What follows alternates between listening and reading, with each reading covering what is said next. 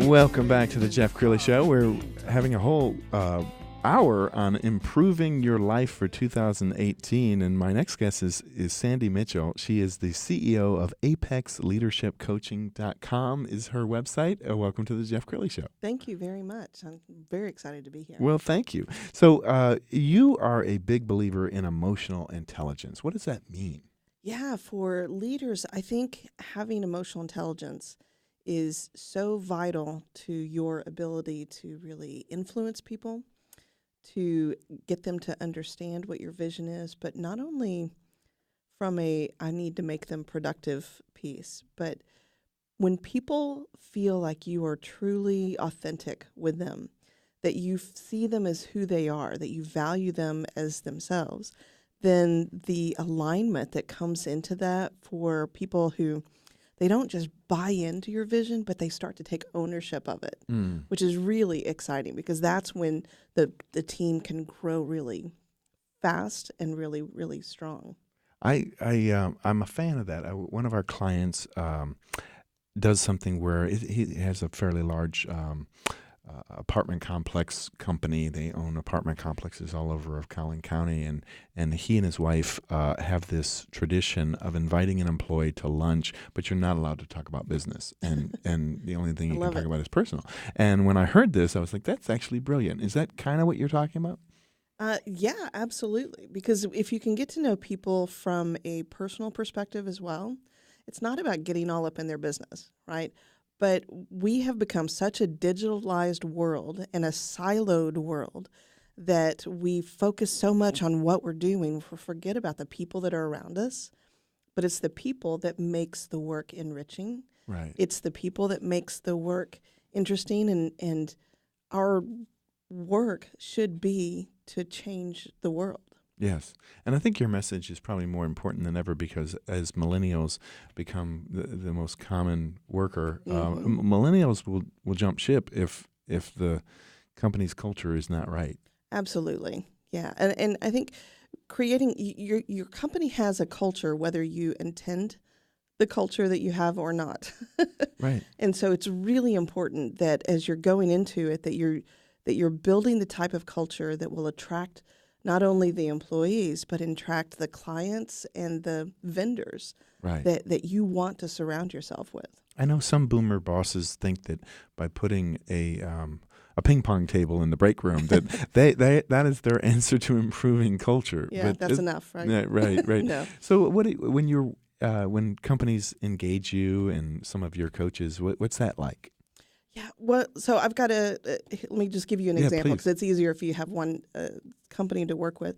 So one of my clients, they started in New York City. It's called Convene. They are a hospitality kind of meeting room place, kind of in between a co-working and a hotel. Super cool place. And when I started with them 4 years ago, they had 2 locations in Central Park and over Financial District. And now they have 18 locations throughout the U.S. They're about to go into Europe. They're going to double this next year and then double again the next year. It was started by 2 millennials.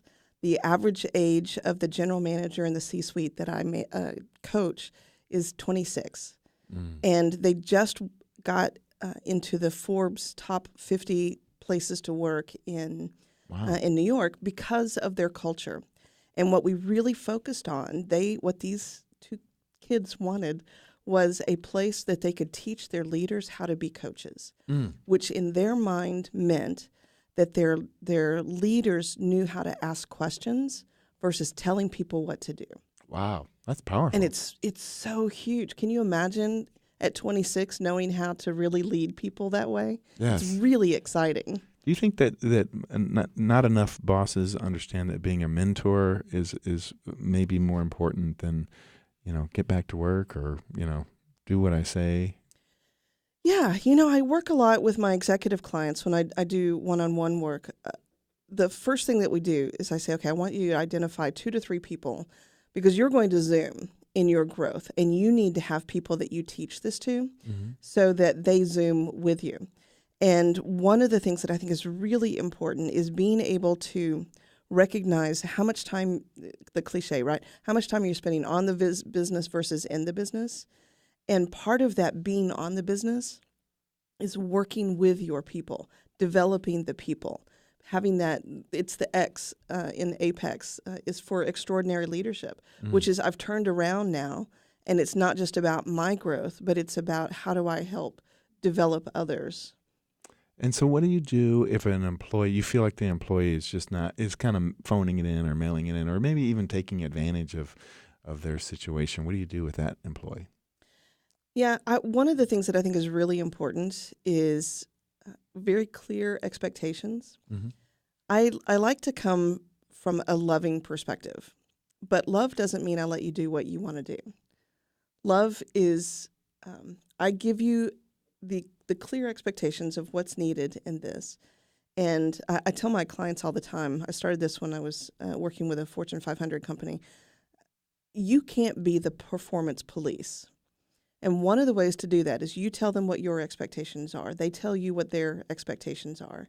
And then they come to you, whether it's weekly, biweekly, monthly, and they tell you how they're doing towards their goals. So it's instead of you shaking your finger and saying, you're not doing this, you're not doing that, it's them coming to you saying, look, this is where I'm doing really well. This is where I need some help. This is where I'm just kind of in a meh mood. When you come into a company, is there like a most common problem? I mean, if a company is having a problem, do you typically find it's usually this problem? Communication, by far. There was a Stanford study, and I do a lot of work with conversational intelligence, who also uses that study that said that 9 out of 10 conversations miss the mark. I think I'm telling you what you want to hear or you need to hear, but you're hearing something through your filters. I'm telling you something through my filters. And if our filters don't line up, then you've totally missed what I wanted to say. Right. And so let's going back to emotional intelligence. How does that play a role in breaking down those communication barriers? Yeah, I think what's really important there is that from an emotional intelligence perspective, you know the two that skills, there's 15 skills, right? The 2 skills that most people think about are self-awareness and empathy. So the self-awareness is really huge. And you had talked earlier about blind spots, and I call myself the blind spot indicator. Love it. Because it's very easy for people to see blind spots in others and not in themselves. But beyond being self-aware, you need to be able, as a leader, to help other people be self-aware as well. So if I can understand what's going on with you or get down deeper into what's going on, then we can together make the situation better, whatever it is. Right. Are there companies that you admire, ones that most listeners would know? Well, I think Google does a really cool job of really wanting to dig deep and figure out what's going on with their people. There's, with all companies, there are things that they do that aren't so cool, but they have a great desire, I think, to make sure that the people that work for them are really invested in what they're doing. We had an earlier guest that was talking about women in the workplace and Yes. female leaders. Are female leaders better at emotional intelligence than men? Well, you would think so, right? And I think that women leaders have been given more emotional intelligence skills from the time we're growing up. However, when they go into the workforce, many times they feel as if they have to play in the corporate world by the corporate rules, which were created by men. Got it. And so some of their emotional intelligence strengths aren't played out as much until they start to realize that is a strength. That is what sets us apart. That is what enables us to make this team, men and women, successful.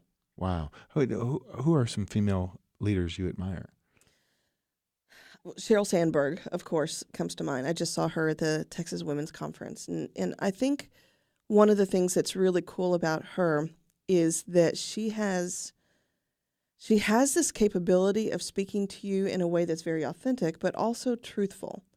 I just finished reading a book called Radical Candor by Kim Scott. And one of the things that Kim talks about in that book is that she was in a meeting with Tim Cook and Sheryl Sandberg. And Sheryl came out of the meeting and said, you know, the way you speak with all of the ums that you're saying could make people feel like you're stupid. So I want to send you to class to take the ums out. And immediately Kim thought, oh my God, you think I'm stupid? She goes, no, I think other people could interpret that. So I want to help you overcome that because what you're saying is brilliant. Wow. That's awesome. What kind of companies do you like to work with? Are they small, mid-size, large? I work with all sizes, but so I have to be careful with my clients. But I think my favorite are the fast-growing small to mid-size companies because they're on this huge roller coaster of fun and excitement, and they've created what they wanted when they were small and they knew everybody. And now all of a sudden, like my client Convene, they're all over the U.S. and creating that culture or replicating the culture in locations outside of New York is really important to them. Wow. So I love that fast-growing. And do you find that most people don't like change, but are millennials more adaptive than any other generation? Just because technology is changing every 6 months, your phone is outdated, and so they're always adapting to new technology. I mean, do you find that this generation is more accepting of change and growth? Yes, I think they're very adaptable. I think. Honestly, though, I think it's not change that people are afraid of. It's not being prepared for change. And one of the things that I think the millennial generation has done so well is that they pull out their phones and look at YouTube and see, oh, well, this is how I do it. Right? So they have tools to enable them to change faster. There's an app for that, isn't there? Yes. Well, any parting thoughts? Well, I've loved being on this show. I wrote a book a while ago on coloring outside the lines. It's about emotional intelligence and how do you increase it. And I'm a real neuroscience geek, and so it's got you color on the right side of the page, which actually gets you into a deeper meditative state, and then you answer the questions on the left. And it gets you into more of your subconscious of how do I increase emotional intelligence. That's really cool. It is. That's really cool. Give us your website. It's apexmastery.com. apexmastery.com. Sandi Mitchell, thank you so much. We'll have to have you back. Thank you. When we come back, what stories are you telling yourself that's holding you back? We'll talk to a couple of coaches who are going to help you change the narrative. That's next on The Jeff Crilley Show.